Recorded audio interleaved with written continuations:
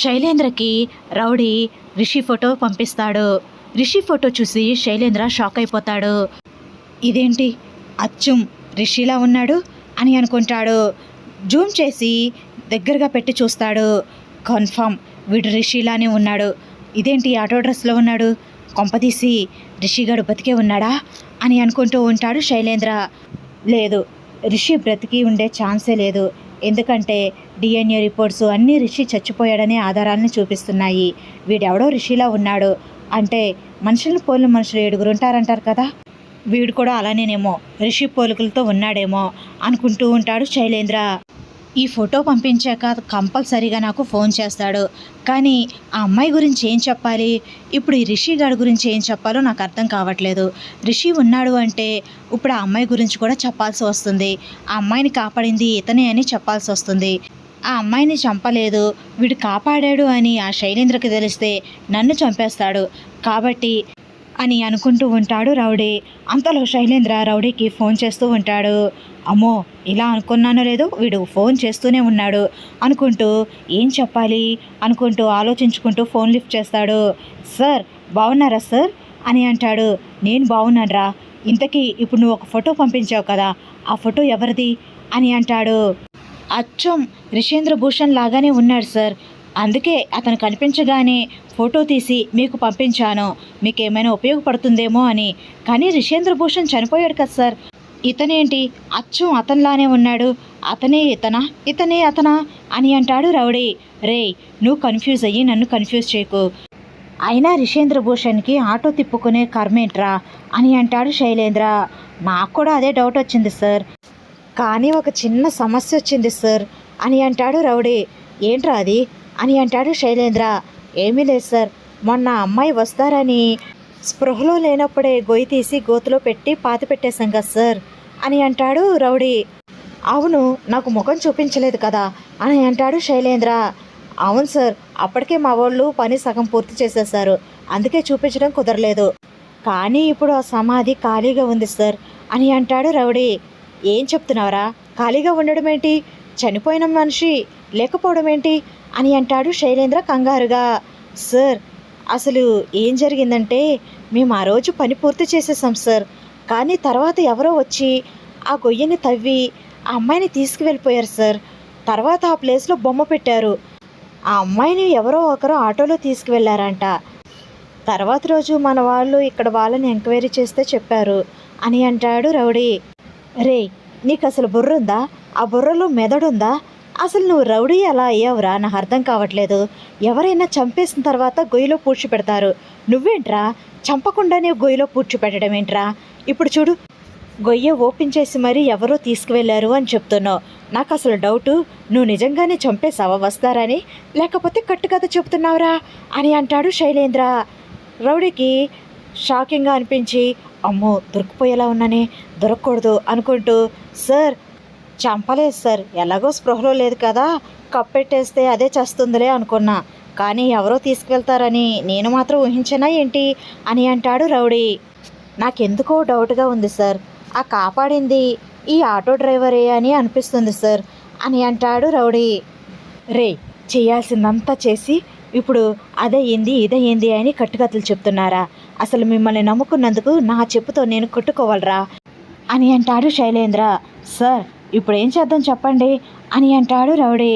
ఏం చేయడం ఏంట్రా, ఇప్పుడు ఆ అమ్మాయి ఎక్కడున్నా సరే వెతికి పట్టుకోండి, అంతేకాని చంపొద్దు, ఆ అమ్మాయి ఇప్పుడు నాకు చాలా అవసరం అని అంటాడు శైలేంద్ర. అదేంటి సార్, మొన్న చంపేయమన్నారు, ఇప్పుడు అవసరం అంటున్నారు అని అంటాడు రౌడీ. రే, ఆ వసుధార చచ్చిపోతే ఎండి సీట్ నాకు వస్తుంది అనుకున్నాను, అందుకే అప్పుడు చంపేయమన్నాను. కానీ ఇప్పుడు నాకు పోగటిగా ఇంకొకడు తయారయ్యాడు, అందుకే ఆ వసుధార బ్రతుకుంటే భయపెట్టైనా సరే ఎండి పదవి నాకు దక్కేలా చేసుకుంటాను అని అంటాడు శైలేంద్ర. సరే సార్, అయితే ఆ అమ్మాయిని ఏం చేయొద్దంటారా అని అంటాడు రౌడీ.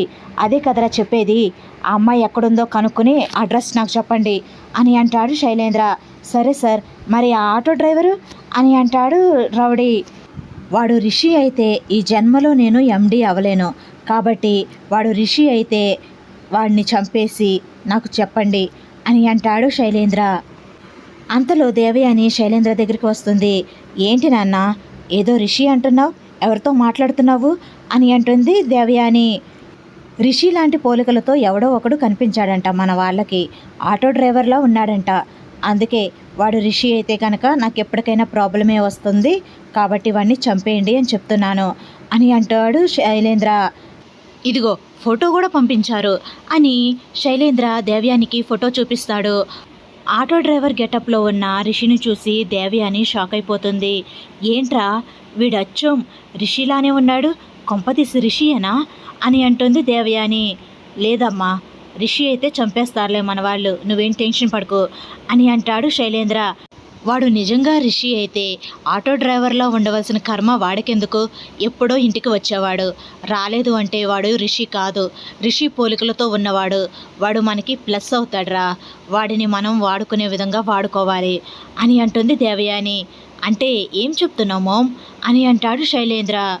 రే మట్టిబుర్ర, ముందు వాడు ఎక్కడుంటాడో కనుక్కుని వాడు ఏం చేస్తాడు, వాడి వివరాలేంటి, వాళ్ళు ఎవరు, ఇవన్నీ ఇవన్నీ కనుక్కున్నాక వాడికి కొన్ని బలహీనతలు ఉంటాయి కదా, ఆ బలహీనతలని అడ్డుగా పెట్టి వాడిని మన రిషిలా తెచ్చుకోవాలి అని అంటుంది దేవయాని. వాడు రిషిలా వస్తే వాడు ఎండి అవుతాడు, నేను ఎలా ఎండి అవుతాను మామ్, అసలు నీ బుర్ర పనిచేస్తుందా అని అంటాడు శైలేంద్ర. బుర్ర పనిచేస్తుంది కాబట్టే చెప్తున్నాను, మనం ఎన్ని ప్లాన్స్ వేసినా ఏం చేసినా ఆ ఎండి సీట్ని దక్కించుకోలేకపోతున్నాం. అందుకే మన రిషి కాని రిషిని ఆ ఎండి సీట్లోకి తీసుకువస్తే మనం చెప్పినట్టు వింటాడు, మన చేతిలో కీలు బొమ్మలా ఆడతాడు, మనం చెప్పింది చేస్తాడు. చివరికి మా అన్నయ్యకి ఎండి బాధ్యతలు అప్పగిస్తున్నాను అని రిషినే నిన్ను ఆ ఎండి సీట్లో కూర్చోబెట్టేలా చేద్దాము. అప్పుడు ఎవరికి ఏ అనుమానాలు ఉండవు, ఎటువంటి అభ్యంతరాలు ఉండవు అని అంటుంది దేవయాని. నీ ప్లాన్ సూపర్ మామ్, అసలు ఎలా వస్తాయి మామ్ నీకు ఇలాంటి ఐడియాలు అని అంటాడు శైలేంద్ర దేవయానిని పొగుడుతూ. రే, నేను నీ కన్న తల్లినిరా, నీ కన్నా 4 ఆకులు ఎక్కువే చదివాను ఇలాంటి వాటిల్లో, అందుకే నేను దేవయాని అయ్యాను అని అంటుంది దేవయాని గర్వంగా. ఒక పక్క రౌడీలు రిషి కోసం వసు కోసం వెతుకుతూ ఉంటారు. సరోజ దగ్గరికి వస్తారు రౌడీలు. ఇదిగో అమ్మాయి, ఈ ఫోటోలో కనిపిస్తున్న వ్యక్తిని ఎక్కడైనా చూసావా అని అంటారు రౌడీలు. సరోజ రిషి ఫోటో చూసి షాక్ అయిపోతుంది. ఇతను మీకెందుకు అని అంటుంది. ఇతను ఎక్కడైనా చూస్తే చెప్పు అని అంటారు రౌడీలు. అవును, మొన్న మీరే కదా మేము వెతుకుతున్న అమ్మాయిని పట్టించింది అని అంటారు రౌడీలు. అవును, అయినా మొన్న అమ్మాయి ఫోటో పట్టుకుని తిరిగారు, ఇప్పుడు ఈ ఫోటో పట్టుకుని తిరుగుతున్నారేంటి అని అంటుంది సరోజ. మొన్న వస్తారాన్ని చంపాలి అనుకున్నాం, కానీ సమయానికి ఆ రిషి వచ్చి కాపాడాడు, అందుకే ఇప్పుడు ఆ రిషిని కూడా చంపాలి అనుకుంటున్నాం.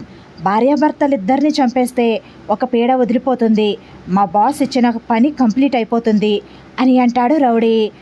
ఏం మాట్లాడుతున్నారు మీరు, ఇతను రిషి ఏంటి అని అంటుంది సరోజ. ఇతని పేరు Rishendra Bhushan, DBST college MD. ఇతను ఎక్కడున్నాడో మీకు తెలిస్తే చెప్పండి అని అంటారు రౌడీలు. సరోజకి దిమ్మ తిరిగిపోతుంది, షాక్ అయిపోతుంది.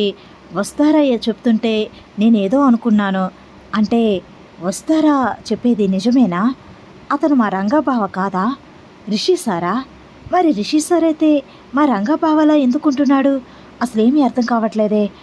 బావ ఫోటో పట్టుకుని చంపడానికి తిరుగుతున్నారు అంటే ఏదో పెద్ద కథే ఉండుంటుంది అని అనుకుంటూ ఉంటుంది సరోజ. ఏంటి మేడం ఆలోచిస్తున్నారు, ఇతన్ని ఎప్పుడైనా చూసారా, ఇతన్ని ఎక్కడుంటాడో తెలుసా అని అంటారు రౌడీలు. చూశాను, ఇదివరకు ఇతని ఆటో ఒకసారి ఎక్కాను నేను అని అంటుంది సరోజ. అడ్రస్ తెలిస్తే చెప్పండి మేడం అని అంటారు రౌడీలు. అడ్రస్ నాకు తెలీదు అని సరోజ అక్కడి నుండి వెళ్ళిపోతుంది. వీడియో నచ్చితే లైక్ చేయండి ఫ్రెండ్స్. మన ఛానల్ని ఫస్ట్ టైం చూస్తున్న వాళ్ళైతే సబ్స్క్రైబ్ చేసుకుని బెల్ ఐకాన్ ప్రెస్ చేయండి. Thanks for watching. Bye bye.